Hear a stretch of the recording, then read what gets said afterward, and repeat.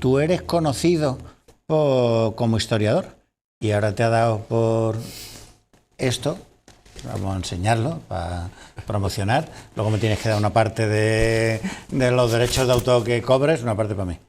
Y ahora escribes Jaque a Franco, que es una novela, basado en hechos reales, como dicen, a true story. Entonces, ¿cómo te da para pasar de la historia es los hechos? Es decir, que gusten más, gusten menos los hechos. La ficción, aunque tenga un anclaje en la realidad, te permite aquello que no sepas, que no conozcas, que no se sepa, inventártelo. Puede ser verosímil o puede ser inverosímil, da igual, es ficción. Bueno, yo te puedo decir que el paso de la historia a la novela, como tú con cierto tono malévolo me estás diciendo, en realidad no fue intencionado. En otro momento ya te diré cosas malévolas, sí, verás lo que es malévolo. No fue intencionado. Tengo que decirte que este es un dato que me llamó mucho la atención. Unas horas antes de la Nochebuena del año 61, Franco, haciendo tiempo para la cena, pues fue a cazar unas palomas por allí cerca del Pardo y le reventó una escopeta en la mano izquierda. Estuvo a punto de volarle la mano. Y bueno, aquello, además están los nodos, las películas de la época, aparece Franco con la mano izquierda aparatosamente vendada, tal y cual. Bueno, aquello de cara a la opinión pública fue un accidente. De hecho, hay un libro muy interesante de Eliseo Bayo, Los atentados de Franco, muy bien documentado, y de esto no dice absolutamente nada. Bueno, aquello quedó como un accidente, sin mayores... Eliseo Bayo es un histórico del periodismo. Un histórico del periodismo. El libro es del año 80. Su hijo dirige ahora el periódico Público, Carlos Enrique Bayo. Ah, el hijo de él. Hijo de él y de Lidia Falcón. De Lidia, la famosa activista comunista y tal. Sí. Pues, sí. Bueno, pues precisamente indagando un poco con esto ya, muchos años después, yo empiezo a investigar el tema y hay una carta muy significativa que fue lo que a mí me hizo centrar ya la inclinación hacia el libro de Camilo Alonso Vega, que entonces era el ministro de la Seguridad del Estado, además íntimo de Franco, a otro personaje muy significativo del franquismo, que es López Rodó. Y le dice que no ha sido un accidente, ha sido un sabotaje en toda regla, y que estaba pensado para que Franco estuviera con la escopeta apuntando y le volara la cara. Pero ahí empiezo ya a investigar poco a poco, y efectivamente aquello es un accidente. Un atentado, un sabotaje. Quise hacer un relato histórico sobre aquello, escribí un artículo grande en el Diario de Cádiz, ahora 4 o 5 años, que fue el origen ya del libro, pero claro, tenía 3 o 4 datos muy interesantes, históricos, pero unas lagunas inmensas, imposibles de rellenar. Llamé a la Fundación Francisco Franco, de esto me dijeron que no sabían nada, que para ellos seguía siendo un accidente, y si tenían más información no me la dieron. Entonces no tuve más remedio que fabular los huecos que tenía, fabularlos, hacer una ficción sobre datos reales. El libro está trufado de datos reales porque en realidad es un recorrido de cómo el franquismo, la obsesión del franquismo con la masonería y toda la represión contra la masonería, las leyes que salen contra ella y muchos datos históricos rigurosamente. Pero claro, la trama es la que yo me invento. ¿Cómo se hace ese atentado? Bueno, yo fui investigando cosas, efectivamente, el régimen admitió los servicios secretos de que había sido un sabotaje contra Franco, trajeron al representante de la casa Purdey, era una escopeta Purdey del año 25, muy buena, de casa calidad inglesa, vino a Madrid, vio la escopeta no tenía no estaba alterada, pero sin embargo comprobaron que los cartuchos sí se habían adulterado. O sea, fueron los cartuchos de la escopeta de caza los que reventaron, piroxilaron la pólvora, la cambiaron, la mezclaron y aquello reventó. Y eso sí se sabe. Que hubo luego represiones o aquello quedó oculto, desde el primer momento se vende como un accidente, porque claro, en 1961, en pleno franquismo, decir que había sido un atentado contra Franco hubiera sido dar sensación de vulnerabilidad hacia su figura, y eso no interesaba. Hay también un dato muy interesante que da Anzón. Anzón, en su libro sobre Don Juan, dice que ese día Pedro Saiz Rodríguez, que llevaba ya 20 años exiliado en Lisboa y que sale en la novela con el nombre que se le conocía en los círculos de Madrid, no muy proclives a él precisamente, decían que entre otras lindezas sobre su persona se decía que era masón.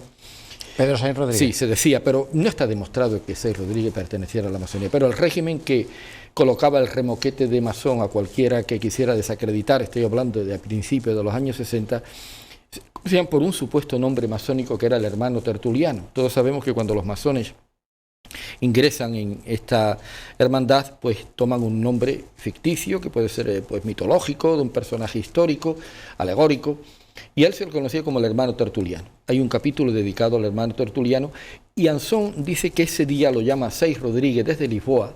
Dice: Anson, no se mueva usted de Madrid, que algo gordo se está cociendo. Claro, esto ya son muchas coincidencias, y esto es lo que me hace profundizar un poco más en el relato.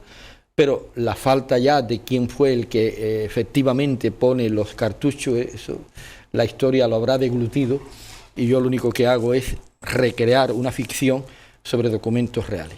O sea, la ficción es que los masones intentan matar a Franco. No propiamente los masones, sino que un ala de esto es una conjura. Esa es la ficción, digo. Sí, la ficción vamos a repetir porque no. La ficción es una conjura de militares monárquicos. Téngase en cuenta que Pedro VI Rodríguez es un poco el hombre de acción de Don Juan en Lisboa, aunque su físico no le acompañaba mucho, era bajito, regordete y epicúreo y tal y cual, pero es el hombre, no es una viraneta precisamente, pero era el hombre de acción de Don Juan, el conde de Barcelona. Y a mí me da la impresión de que hay, de ser esto cierto, ahí se mueven los hilos como una conjura monárquica. Y esto es el relato de una conspiración de militares monárquicos auspiciado por unos cuantos de ellos que pertenecen a la masonería, y por ahí va el relato. Por ahí va el relato. Son dos historias paralelas, los hechos que acontecen en aquel momento, y 30 años después, pues un periodista, una investigadora y un personaje que está en un viejo guardia civil, que está en los archivos de la Guardia Civil en Madrid, en la calle de Batalla del Salado, aparece un documento misterioso, y al final pues las dos historias se unen. Uno de los personajes, ella concretamente, la misionera, que es investigadora, encierra un secreto que no lo puedo desvelar aquí, lógicamente, pero es un poco la clave del libro. Entonces, digamos, los hechos son: se produce un accidente, hay sospechas en tu investigación histórica, hay sospechas de que puede ser provocado ese accidente, y hay, digamos, por señalar otro dato, ¿no?, que hay como movimientos monárquicos en la cúpula del ejército, ¿no? O sea, ya se decía que Varela... Quindelán. El ejército del general Quindelán. Y el gran monarca. Es decir, que hay... Entonces, digamos, esa es la parte real, la parte histórica, ¿no? Ya luego tú fabulas, sí, a partir de ahí, con esa base... Sí, pero vamos, hay datos, por ejemplo, ahí hay un capítulo dedicado a Joaquín Bohr. Joaquín Bohr es un personaje de ficción, pero totalmente real, que aparece en los medios periodísticos españoles durante 7 años, de 1945 a 1952. Joaquín Bohr es Franco. Joaquín Bohr es el seudónimo que utiliza Franco para escribir panfletos, artículos, libritos sobre contra la masonería. Eso es totalmente cierto. Y otra cosa muy curiosa que ahí fabulo yo es la muerte, el asesinato del capitán general de Cataluña, el general Juan Bautista Sánchez. Yo me acuerdo de esto hace ya más de 30 años, en el antiguo cuartel de la Guardia Civil, íbamos ya algunas veces, y a mí me gustaba tener, no digo coleccionar porque es un término un poco ya más ampuloso, pero a mí me gustaba tener algunas armas antiguas, y allí las descatalogaban, y muchas veces las adquiría a bajo precio, o incluso las regalaba muchas veces, porque estaban almacenadas allí. Y recuerdo un viejo capitán de la Guardia Civil, que era además, estuvo en Tarifa de teniente, y estuvo aquí ya en la comandancia, creo que de capitán. Era un hombre muy agradable, muy culto, era un entusiasta de la hazaña, le gustaba mucho hazaña. Y un día, no sé por qué, salió la conversación del general Juan Bautista Sánchez. Y dice: ¿usted sabe que a Juan Bautista Sánchez lo asesinaron? Porque yo me quedé un poco, digo, ¿que asesinaron? Y sí, oficialmente fue un infarto, pero Sánchez estaba implicado en conspiraciones contra Franco. Bueno, y después investigué a Sánchez, y efectivamente, no que lo asesinaran, no hay ningún dato histórico que diga que Sánchez fue asesinado. Pero sí hay muchos datos que Sánchez estaba en el bando monárquico y que participó en alguna que otra conspiración contra Franco. Eso también está demostrado. Claro, yo con ese dato que me dio este hombre y estos datos históricos sobre Sánchez, yo fabulo ahí la muerte de Sánchez, que está un capítulo dedicado a él también. Y hay también atentado a Varela en la Basílica de Begoña, 42, ¿no? En el año 42. Pues. Que es la Falange. Claro, es que estas cosas se dicen hoy y parece ciencia ficción, pero dentro de la amalgama de gente que estaban en el régimen de Franco, los falangistas eran radicalmente republicanos, de manera sorprendente, que se lo dices a alguien y te dicen que hoy, ¿no?, a estos jóvenes de Podemos, tú les dices eso, que los falangistas son republicanos, cuando defienden la república ellos, me refiero, ¿no? Y te llaman facha y cosas peores, ¿no? Pero curiosamente la falange atenta contra el general Varela en la Basílica de Begoña de Bilbao, que de resultas de aquello sobre poco más o menos, a Varela lo mandan de alto comisionado. Lo destituyen de ministro del Ejército que estaba, y poco tiempo después sale también Serrano Suñer del Ministerio de Exteriores, que primeramente había estado en el Interior. Vamos a ver, lo que se llama como franquismo genéricamente, que hoy lo ponemos todo como una unidad, incluso ideológicamente monolítica, en realidad era una serie, en la época del franquismo se le llamaba de las familias del régimen, era un eufemismo para esconder lo que realmente eran auténticos partidos políticos. Había tendencias de mucho tipo. Estaban los monárquicos, los demócratas cristianos, había ribetes socializantes, estaba la falange, que en principio tuvo grandes problemas con Franco. Acuérdate de que el gran jefe de la falange, Edilla, estuvo condenado a muerte y luego estuvo desterrado en Canarias y vino ya hecho, bueno, el hombre ya casi acabaron con su vida. Dionisio Ridruejo, que fue también un ideólogo al principio de la falange, cortólogo con Franco. Luego una falange más domesticada, la de Raimundo Fernández Cuesta, que es la que Franco coge como fachada, como pantalla, para darle al régimen una apariencia que realmente tampoco la tenía. El fascismo de Franco es un fascismo relativo durante la Segunda Guerra Mundial. Franco nunca podía entrar en la guerra por una razón muy sencilla, porque no tenía combustible y los alemanes no podían dárselo. Los anglosajones son los que le dieron el combustible a Franco, y Franco hizo una especie de paripé con las potencias totalitarias, un amagar, pero en realidad nunca entró en la guerra, entre otras cosas porque yo creo que no se podía. Y precisamente un grupo de generales monárquicos, entre ellos Quindelán, Orgaz y toda esta gente, Dávila, influyeron mucho en el Franco para que no entrara en la guerra. Hoy han salido estudios recientes donde dice que también el dinero inglés estuvo generosamente repartido en altos mandos del ejército. En la novela también se insinúa algo de eso, para comprar voluntades. En la lista esa aparece Varela también, Varela, como preceptor, ¿no? Y entonces no me extrañaría, porque la diplomacia inglesa en aquel momento se jugaba el tipo en muchas cosas. Estaba la tentación, la manzana de la discordia, que era Gibraltar en aquel momento, la Operación Félix, que era el proyecto de cerrar el Mediterráneo con Gibraltar y Ceuta enfrente, y a partir de ahí es donde arranca el libro realmente, ¿no? Los intentos monárquicos ya en aquel momento. Quindelán es antifalangista total.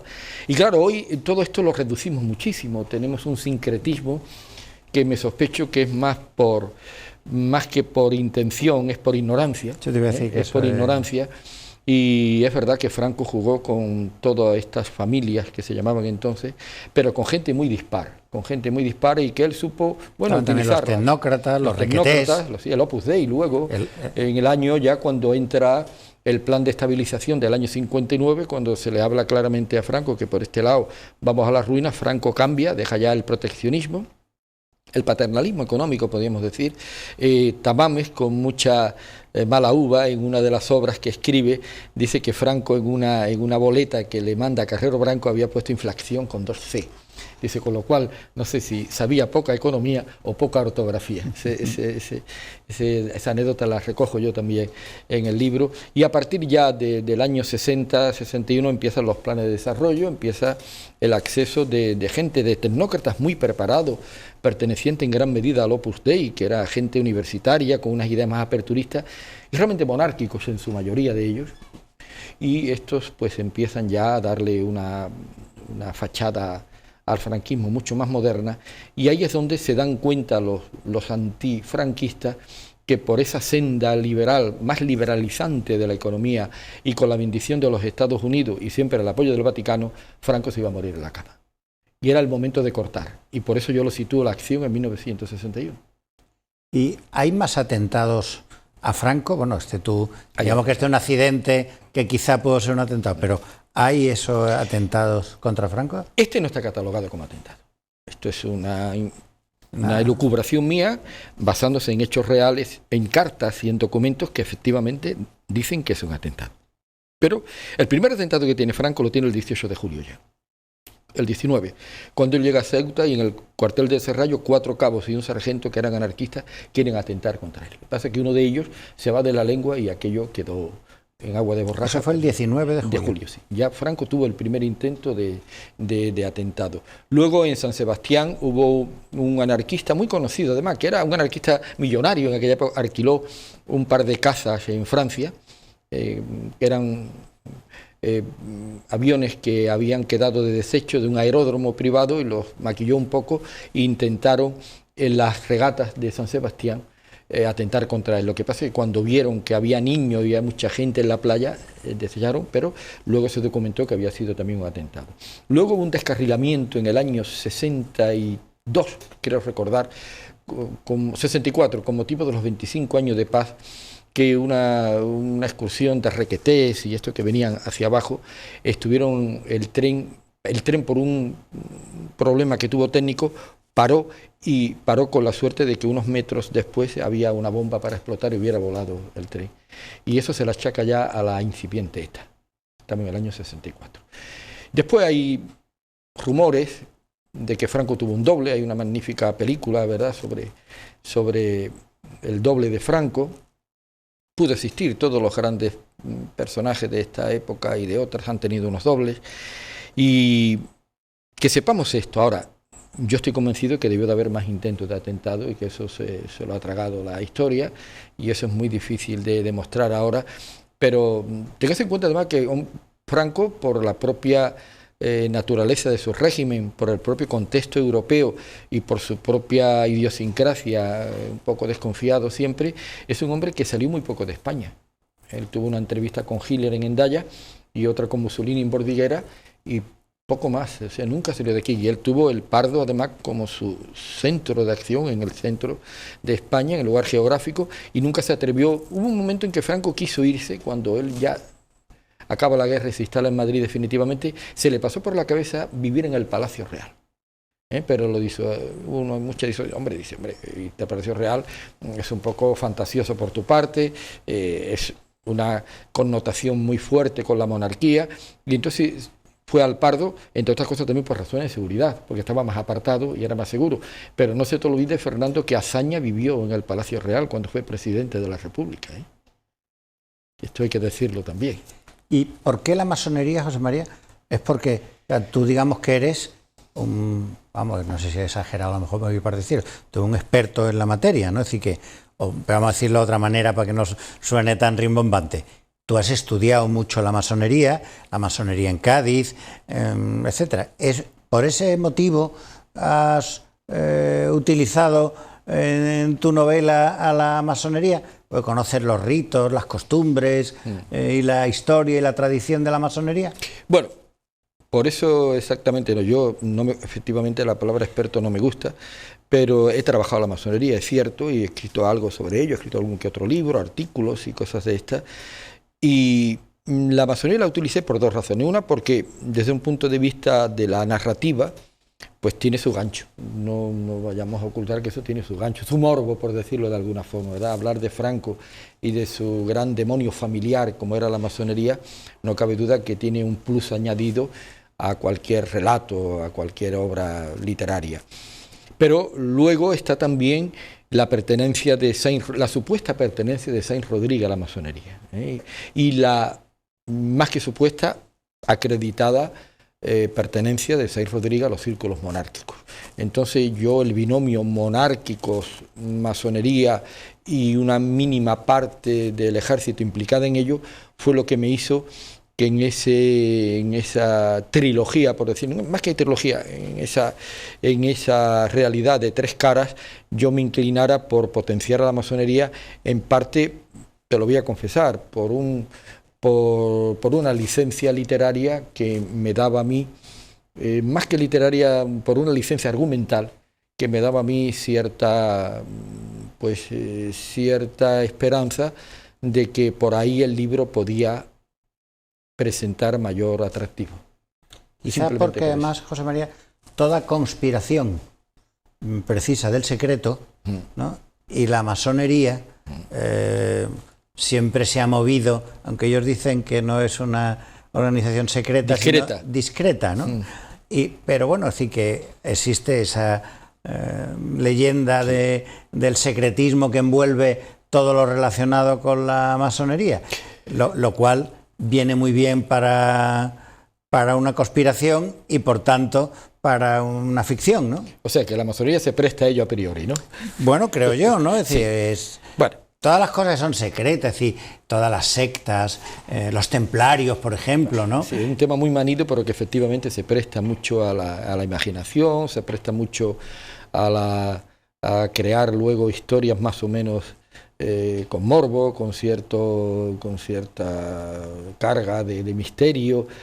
Yo me gustaría abrir, sin que esto sea una intención manifiesta por mi parte, pero me gustaría abrir una lanza en favor de la masonería, sobre todo de la masonería en España. En España ha tenido una mala prensa, sobre todo de la guerra civil para acá, en parte porque Franco utilizó la masonería como una especie de cajón desastre para implicar a mucha gente que le molestaba y ponerle el remoquete de masón. Yo he tenido en mis manos documentos de grandes personajes del franquismo, algunos de ellos desde el punto de vista literario. Me acuerdo del poeta Eugenio Montes, por ejemplo, ¿verdad? Que era un falangista, carné número 5, me parece, de la Falange, y fue de los grandes poetas del franquismo, de la academia, luego estuvo en el Instituto de España en Roma, muy destacado, y yo he tenido en mis manos el documento del ingreso de Montes en la masonería, por ejemplo. Lo he tenido en mis manos. Está después el estudio de Ferrer Benimeli, que quizás sea el mejor estudioso de la masonería en España, donde él habla del intento de Franco de ingresar a la masonería en Marruecos. Y luego otro intento que no está totalmente probado, de ingresar en la masonería ya en Madrid en la Segunda República, en el año 32. Es verdad que el general Cabanillas era masón, y que Franco ya de momento lo anuló nombrándolo inspector general del ejército, y entonces le preguntaron, ¿y eso qué es? Dice, eso no sirve para nada, pero bueno, para que se contente con eso. Y la masonería del franquismo ha tenido muy mala prensa, sobre todo ya por el decreto del año 40 de represión de la masonería y el comunismo, lo cual es mezclar el agua con el aceite. La masonería en los países, en las dictaduras, con Stalin, con Mussolini, con Hitler, con Cuba, con Castro, aunque Castro tuvo una masonería un poco domesticada a su imagen y semejanza, la permitió, pero era una masonería del régimen, digamos. En los países donde ha habido regímenes autoritarios o regímenes dictatoriales, la masonería ha sido perseguida y nunca ha tenido nada que hacer. La masonería es de inspiración anglosajona, de inspiración liberal. En los últimos años ese liberalismo también es un liberalismo económico, aperturista, y en cierta medida pues haber pertenecido a la masonería en estos círculos era casi, pues si no un síntoma de prestigio, sí de cierta preeminencia social. Yo me acuerdo incluso de la serie de los Picapiedra, uno de los capítulos de la serie Los Picapiedra que trataba sobre la masonería. Los dos eran masones y al más chiquitillo, creo que se llama Pablo, pues le habían puesto una multa porque no pagaba las cuotas y aparece ellos con sus mandiles. O sea que lo hace de una forma muy aceptada, de una forma cómica pero no irrespetuosa contra la masonería, dando a entender que aquello era algo, hombre, secreto, en la medida en que de puertas para adentro era secreta, pero hay tantas reuniones, el Consejo de Ministros es secreto, las reuniones del Vaticano es secreta, las reuniones de la trilateral son secretas. Yo creo que hemos abusado un poco, quizá con ese plus añadido que hemos antes aludido de misterio y de carga morbosa, de ese secretismo de la masonería. Más que de ese secretismo, de esa parte secreta. Y efectivamente, hoy se dice que la masonería es más discreta que secreta, pero hay algo ahí todavía oculto que yo creo que está explotado, no digo artificialmente, pero sí intencionadamente para todavía aumentar más la carga misteriosa. Masones importantes, al menos en Estados Unidos hemos tenido a John Wayne, por ejemplo, al presidente Truman, del gordo y el flaco al gordo, a Oliver Hardy, recuerdo. En España hemos tenido a Santiago Ramón y Cajal, hemos tenido a Azaña, hemos tenido a Isaac Peral, el último gran masón que hemos tenido fue Mario Conde, precisamente, ¿no? Este era además este señor Saavedra, que fue presidente del Senado y alcalde de La Paz, Jerónimo Saavedra, nunca ha ocultado su pertenencia masónica. Y hoy todavía vemos algún reportaje en la tele o en algún suplemento dominical de algún periódico de tirada nacional dedicado a los masones de Barcelona, a los masones de Málaga, y también un círculo masónico importante en Madrid.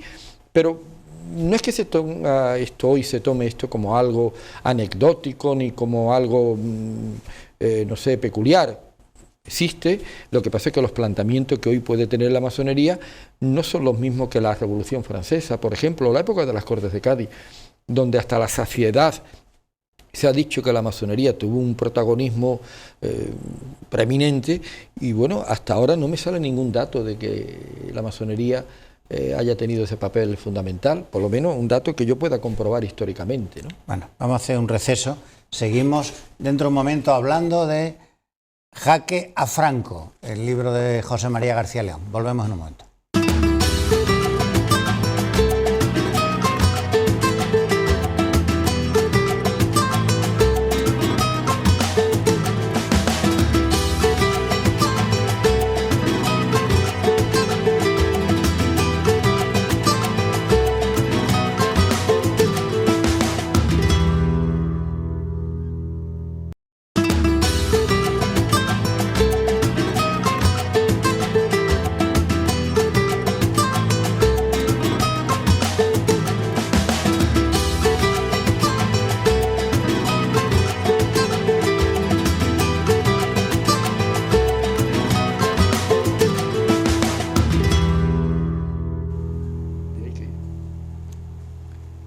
Bueno, seguimos hablando del libro de José María García León, Jaque a Franco.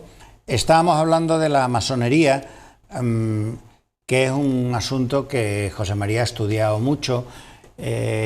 Quizá empezaste por la masonería en Cádiz. Creo que, por cierto, he visto por algún lado que ha habido una tenida masónica en las catacumbas del Beaterio. No sé si eso tiene un componente folclórico o que ha habido alguna logia que... ¿En Cádiz hay alguna logia, José María? Hay masones en Cádiz, y yo tengo incluso, sí, ha habido una logia en Cádiz, existe, y yo tengo incluso, uno de ellos me regaló un anagrama muy bonito de la logia de Cádiz. Hay algunas personas que yo conozco muy bien, tú también las conoces, no estoy autorizado, por lo menos, no es que sea tampoco ningún secreto, pero bueno, si ellos no lo dicen, no tengo por qué decirlo yo. Gente muy agradable, y de vez en cuando teníamos lo que nosotros le llamamos comidas masónicas con 3 o 4 personas, que ahora la hemos interrumpido, pero que nos reuníamos unos cuantos y eran charlas muy agradables, muy abiertas. Y yo sé, por lo menos, de una logia en Cádiz. Puerto Santa María también existen logias, o han existido. Que yo sepa, en la línea de la Concepción hubo siempre mucha masonería, sobre todo en la época de la República. En Gibraltar había una logia muy importante. Había logias militares, logias civiles, y la masonería en Gibraltar sí fue siempre muy, muy importante, y sobre todo la línea era por la Segunda República, por la relación que había con Gibraltar. Y en los archivos de Salamanca hay una cantidad tremenda de datos de represión contra mucha gente de la línea por las logias masónicas. Muchos de ellos tuvieron que buscar refugio en Gibraltar el mismo 18 de julio, salieron.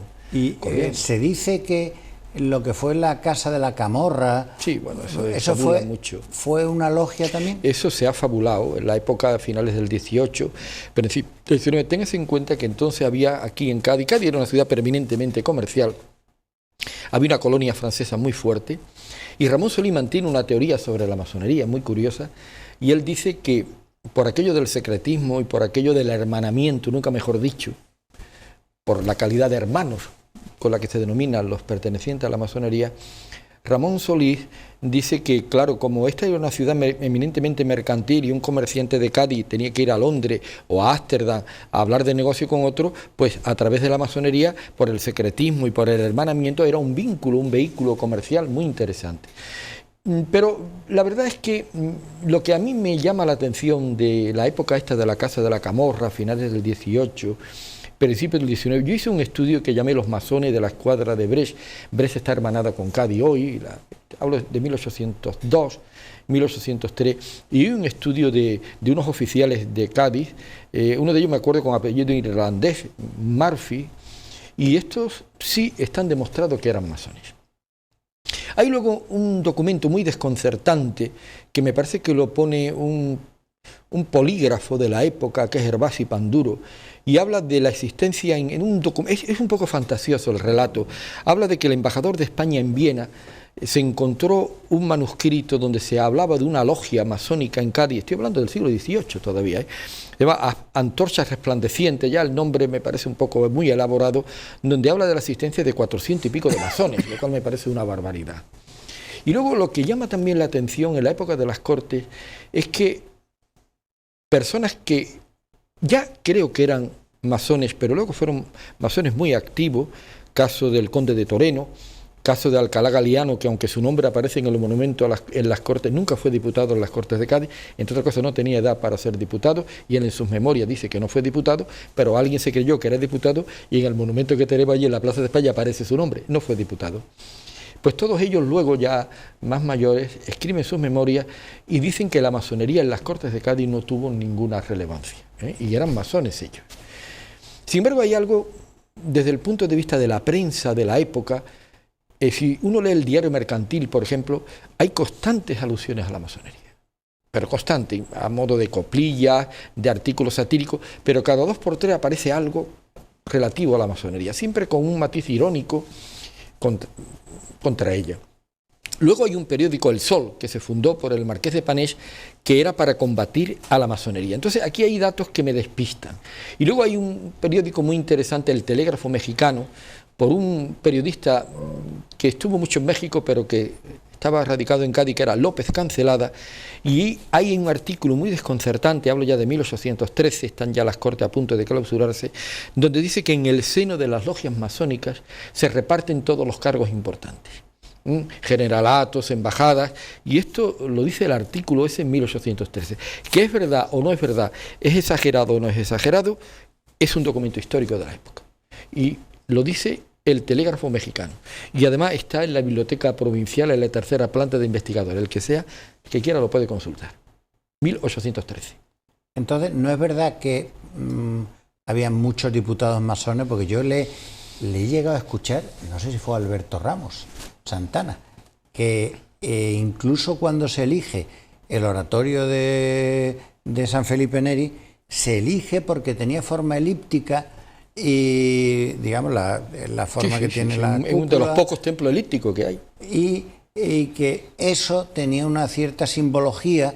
La geometría y todas estas cosas tiene mucha importancia en ese concepto de armonía universal, sí, que tiene el culto de los masones, la geometría, el simbolismo de los números y de la exactitud de la física. No, vamos a ver, el templo de San Felipe se elige, entre otras cosas, porque era el único lugar, independientemente de su forma elíptica, que eso es cierto, que se puede asemejar a un hemiciclo donde los diputados puedan estar relativamente cómodos y frente uno a otro, y también por razones de seguridad, porque allí no llegaban las bombas de los franceses. O sea que yo creo que esto no tiene para mí mayor carga simbólica.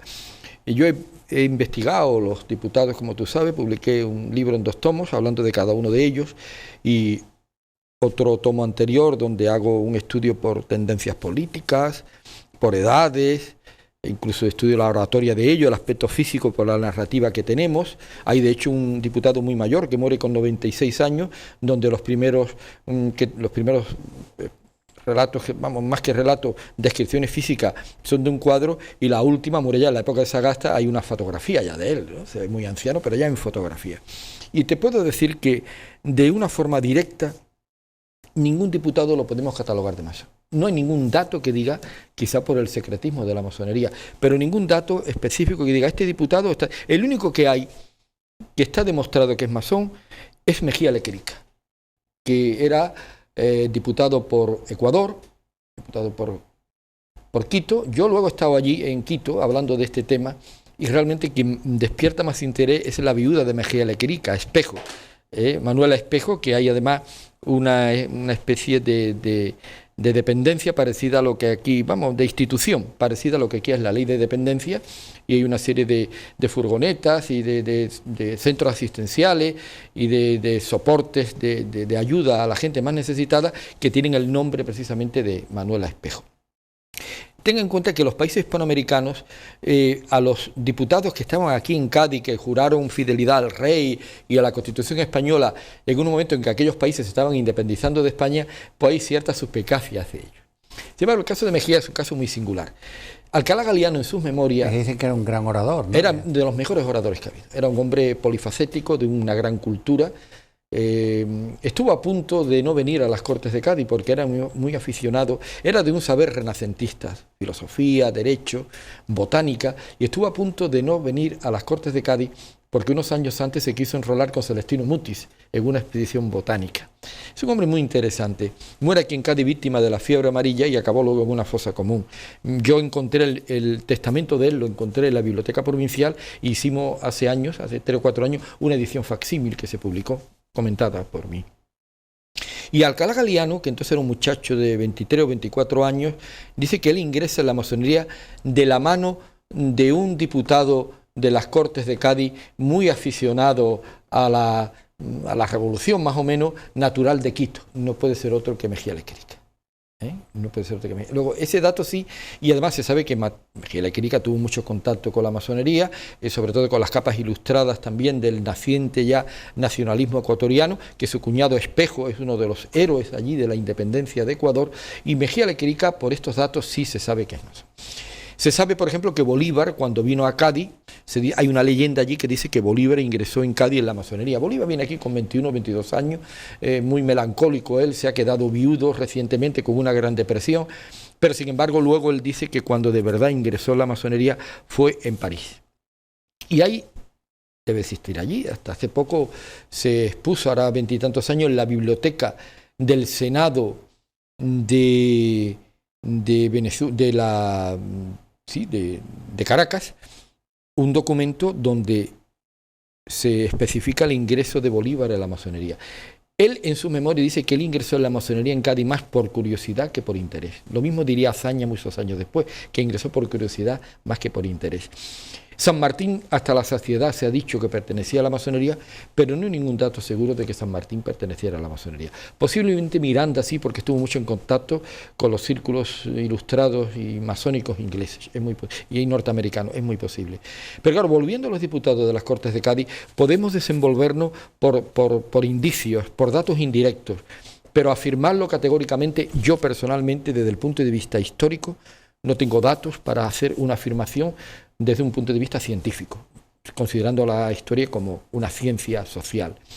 Desde el punto de vista de la narrativa o de la especulación, podría decirlo, pero desde un punto de vista histórico, y mucho me cuidé en el libro este de los diputados de hacer una afirmación de tal calibre, lo cual no significa que esto sea desautorizar a gente que opine otra cosa, pero yo no podría demostrar históricamente. Bueno, pasa como las Cortes de Cádiz, como el grito Viva la Pepa. No hay un solo documento, ninguno, de la época de las Cortes que aparezca el Viva la Pepa, ninguno. Y siendo algo tan popular como debió ser, según algunos, tenía que haber salido en algún periódico, tenía que haber salido en algunas memorias de alguien, nadie, absolutamente nada.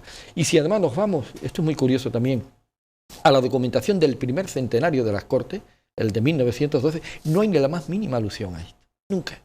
Es curioso. Es la primera vez que se acuña. Parece que esto es una leyenda urbana que se ha acuñado porque los únicos gritos de San José que en aquel momento a favor de las festividades de San José no venían de los españoles, eran los cañonazos que los franceses estaban dando en Chiclana por la onomástica de José Bonaparte, de José I, pero no por nosotros. Yo no sé exactamente, si quieres que te diga, no lo sé, hay gritos de Viva la Pepa a finales del 18, ya como un Viva la Virgen, como el vivo al bollo y el muerto al hoyo y cosas así. Pero yo no he encontrado nunca ninguna alusión directa en los años de las Cortes, ninguna. Esto lo puedo afirmar categóricamente.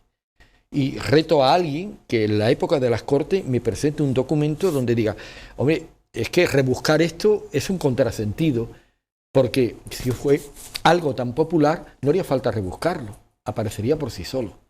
El Conciso, el Diario Mercantil, están las colecciones ahí, hay estudios hechos de coplillas satíricas, hay de todo, nunca aparece, se meten con los obispos, con el Papa, con el Rey, se meten con todo el mundo, nunca se habla de esto para nada, es una cosa muy, muy extraña y muy chocante. Bueno, tú sabes, hay una una frase italiana que dice que si non è vero è ben trovato, ¿no? Sí, bueno. Es decir, que si no es verdad, abunda un poco en esa idea que gusta tanto en Madrid y en la que nosotros nos regocijamos de la gracia de Cádiz, ¿no? Sí, pero es un poco estereotipado y mucho tiempo después. Claro, claro, entonces que al tiempo después eso de que los gaditanos llamaran a la Constitución la Pepa y que gritaran viva la Pepa, digamos, se sitúa en el centro de esa corriente de qué gracia hay en Cádiz, ¿no? Sí, sí, encaja perfectamente en esos parámetros del estereotipo, casi de la caricatura. Pero uno lee, por ejemplo, a Alcalá Galiano, un gaditanísimo, que describe en sus memorias casi gran parte de lo que habla en su memoria de esta época, y para nada dice esto, lo mismo que Toreno, y sobre todo la prensa que abunde una cantidad de coplillas satíricas, encomiásticas, de todo tipo, lo hay de todo tipo. Tenemos una magnífica colección del Diario Mercantil aquí en Cádiz, que la puede ver cualquiera. Hay tratados que se han hecho sobre esto, y no aparece nunca el conciso entero, y no aparece nunca la más mínima alusión a esto. Como no aparece, en cambio, sobre la masonería sí hay muchísimas. Esto choca mucho. O sea, el Diario de Cádiz, tú ves la colección del diario, perdón, el Diario Mercantil, tuve una colección del Diario Mercantil de esta época, del 10 al 13, y las alusiones a la masonería son muchas, pero muchas. Y entonces, señal de que estaba presente algo debió de haber, ciudad, ¿no? Claro, y se sabe que el Sol de Cádiz es un periódico creado exclusivamente para combatir a la masonería. Y el artículo este que te digo, que lo puedes comprobar perfectamente, el Telégrafo Mexicano de López Cancelada, hace una alusión directísima a la masonería. Ahora, eso choca con que masones importantes que luego escriben sobre esta época nieguen absolutamente la importancia de la masonería. Es más, Menéndez Pelayo, en su Historia de los heterodoxos españoles, que siempre veía moros en la costa y que siempre estaba con su suspicacia de heterodoxia, él dice que no hay nada que pueda demostrar que la masonería en las Cortes de Cádiz tuvo importancia. Incluso hay algunas alusiones a la masonería en sentido peyorativo. Téngase en cuenta que la masonería es uno de los grandes instrumentos que utiliza José I como punta de lanza civil para captar a la gente. Hombre, los franceses ocupaban un pueblo, ya se ha ocupado militarmente, pero ahora hay que nombrar un alcalde, hay que nombrar las fuerzas vivas, y a través de la masonería, por aquello de la igualdad, de la democracia, en la medida en que se puede hablar de democracia en aquella época, las ideas de la Revolución Francesa. Claro, tengamos en cuenta que la mayor parte de los intelectuales de la época apuestan por Francia, porque Francia es la vanguardia. Francia ha hecho la revolución, ha destronado al rey, ha acuñado las ideas de libertad, de igualdad, de fraternidad. Todo esto era lo más progre del momento. ¿Por qué el éxito tan rotundo de los ejércitos napoleónicos? ¿Qué los diferencia de los otros ejércitos? Que mientras la mayor parte de los ejércitos de la época eran mercenarios, también Napoleón tenía sus mercenarios, pero Napoleón ya forma un ejército nacional, es un pueblo en armas para defender en principio las conquistas de la revolución. Y luego se expande por Europa. Es verdad que fue una revolución eminentemente burguesa. Las revoluciones liberales vendrían ya a lo largo del siglo XIX. La Comuna de Francia, primero el Fourierismo, después el socialismo científico y todo lo que tú quieras. Pero esta fue una revolución en toda regla. Burguesa en principio, con un matiz un poquito más popular en Francia que en España, pero siempre producto de una minoría ilustrada. Y los grandes intelectuales españoles de aquella época, apuestan por Francia. El propio Goya es un afrancesado. Oye, y te iba a decir, decías antes que la masonería se instala en la ciudad de Cádiz por el carácter comercial que tiene la ciudad. Bueno, es la teoría de Ramón Solís. Y también yo he leído, no te sabría decir a quién, que tiene que ver con que la masonería la extienden los marinos. Sí. Y entonces, claro, Cádiz, aparte de ese carácter comercial, es evidentemente una plaza militar vinculada al mar, y aquí recalaban todas las grandes rutas marítimas del mundo, y si eran los marinos, que eran gente más ilustrada de la época, más cosmopolita, eran los que iban trasladando la masonería por los distintos puertos, pues parece natural que la masonería empieza a desarrollarse a finales del 18. Finales del 18, segunda mitad del 18. Que es también época de esplendor del puerto de Cádiz.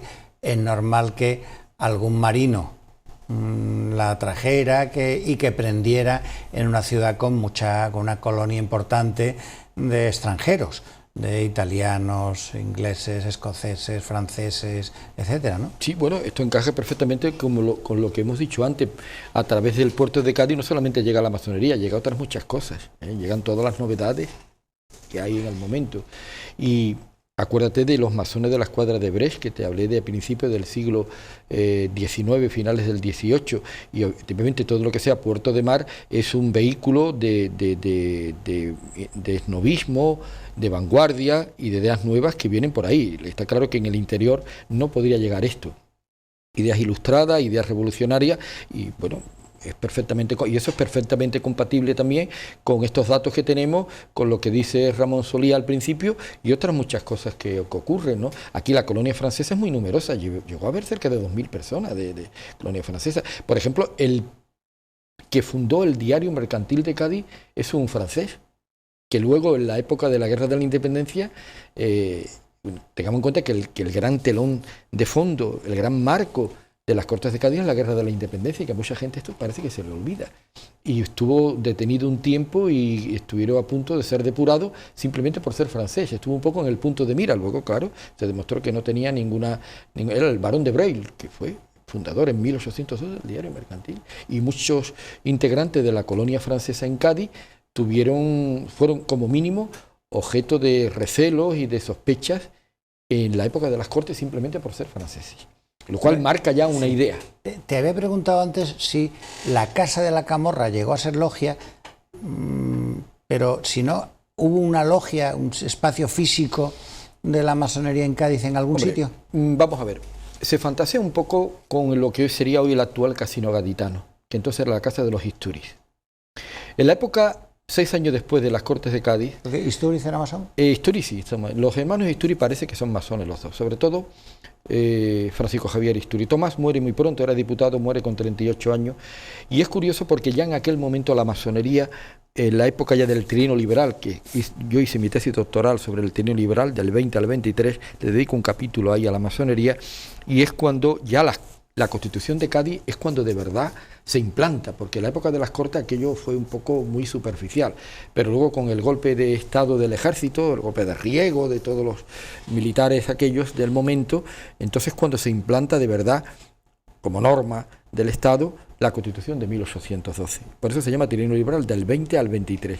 Y en ese momento la masonería sufre una escisión. La masonería queda un poco como más a la derecha, como más conservadora, y surgen sociedades secretas más a la izquierda, como por ejemplo los comuneros. Los comuneros que además, por los comuneros de Castilla, su estandarte era morado. Incluso en el Diario Mercantil se lee que había un carnicero que era tan rabiosamente comunero que hasta pintó su carnicería de color morado. Y ahí aparece un personaje muy curioso, es un personaje muy estrambótico, está estudiado, es un clérigo muy curioso que se llamaba Clara Rosa. Clara Rosa era el padre Olavarrieta. Se llama Clara, era un provocador. Se llama Clara Rosa por lo que en la época se llamaba dos queridas suyas, una Clara y otra Rosa. Y para él provocar, se llamaba Clara Rosa. Y a la muerte de Clara Rosa, él paga en su entierro, dispone que le den varias vueltas a la casa de los Istúriz, como dando a entender que él encontró la muerte, estuvo encarcelado y murió luego de una forma un poco extraña, a mano de los Istúriz, que era ya la fuerza más conservadora, quedando la masonería como algo más conservador. Y además te doy un detalle muy anecdótico. Cuando yo escribí el libro del cementerio de Cádiz y me ilustré en la época, di con la tumba de Clara Rosa, y no ponía padre Olavarrieta, ponía Clara Rosa. Y fue enterrado por lo católico, pero con el nombre ese supuesto. No sé si el que puso la lápida no sabía realmente, se creyó que Clara Rosa era un apellido, no tiene otra explicación. Y entonces no hay un sitio exacto. Para aquello de aquella época no. De la guerra civil, de la época de la República se ha especulado algunas veces que la calle Pelota podía haber alguna, pero esto queda en torno ya a la... Hombre, yo sí tengo el dato, que lo aporto en el libro, y es el que yo consulté de Eugenio Montes, pero da el nombre de la logia gaditana, no el lugar donde estaba ubicada. No.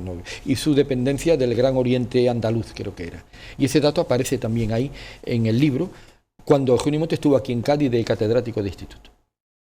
Y también el hecho de que sea una organización discreta o secreta es poco dado a la ostentación. Fíjate que en Londres, que la hay una logia al lado de Covent Garden, e inclusive a mí me divierte mucho las tiendas que están en torno a la logia que venden toda esa aditamentos, y parafernalias, claro, mandiles, las cruces, el compás, la escuadra, el palaustre, toda la simbología. Claro, insignias, anillos, colgantes, y me hace gracia porque claro, la masonería siempre también muy dada a la prosopopeya y a la liturgia y tal, ¿no? Claro. Y es divertido, es el único sitio del mundo donde yo he visto que se practica la masonería de manera abierta e inclusive hay varios negocios. Comercial incluso. Claro. Eso en Estados Unidos es muy corriente. En Estados Unidos eso es muy corriente y se hace de una forma, hombre, no digo especulativa, pero se hace de cara al público como vendiendo objetos de recuerdo y cosas de estas. Te voy a poner una anécdota que me pasó a mí personalmente. En el Panteón de Marinos Ilustres de San Fernando está, bueno, por definición están las tumbas de grandes personajes de la Marina nuestra de guerra, y está la tumba del almirante Valdés, Cayetano Valdés. Allí hay símbolos masónicos en la tumba. Y me acuerdo que a mí esto me pasó estando yo, hace ya 40 años de esto, estaba yo en Marín, en la Escuela Naval, y estaba yo haciendo allí el curso de oficial de alférez. Y era un curso muy traumático para mí, porque tuve problemas de estómago, en fin, una cosa. Y me acuerdo que un día comenté yo allí, digo, pues mire usted, el profesor que daba historia naval, quiero recordar, y hice un pequeño comentario diciendo que en el Panteón de Marinos Ilustres de San Fernando pues había unos símbolos masónicos, que además es verdad y cualquiera lo puede comprobar. Bueno, aquello pasó, pero a los 2 o 3 días, ¿qué fue? El jefe de estudio me llamó, y dice, oiga, ¿me ha dicho usted en clase esto? Digo, sí, mire usted, es que es verdad. Y dice, bueno, sea usted más discreto. ¿De acuerdo? Aquello, como, claro, te estoy hablando ya, bueno, ya había muerto Franco, pero todavía seguía siendo aquello un tema tabú, y más si un almirante de la Armada pertenecía, pero bueno, esto se puede comprobar, no es una especulación por mi parte. Bueno, José María, muchas gracias por esta conversación tan amena. Recordamos que José María está aquí porque acaba de sacar el libro Jaque a Franco, el libro que recomendamos a todos nuestros espectadores, con una base real, histórica. José María fabula sobre la posibilidad de un atentado promovido, auspiciado por la masonería en 1961 a Franco. Muchas gracias. Muchas gracias, Fernando, muy agradecido.